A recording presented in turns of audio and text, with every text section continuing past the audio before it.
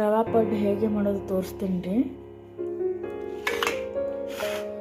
3-4 ಮೆಣಸಿನ್ಕಾಯಿ, 1 ಕ್ಯಾರೆಟು, ಕರಿಬೇವು, ಕೊತ್ತಂಬರಿ, ಒಂದು ದೊಡ್ಡ ಸೈಜಷ್ಟು ಉಳ್ಳಾಗಡ್ಡಿ, 1 ಕಪ್ ಮೊಸರು. ಈ ರವಾ ಈ ಬೊಗಣಿ ಒಳಗೆ ಹಾಕೋದ್ರಿ.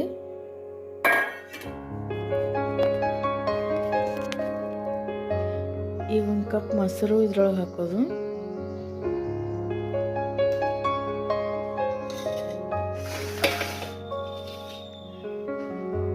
ಮೆಣಸಿನ್ಕಾಯಿ,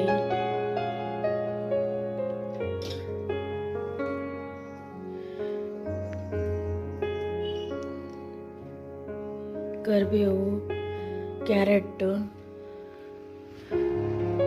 ಕೊತ್ತಂಬರಿ,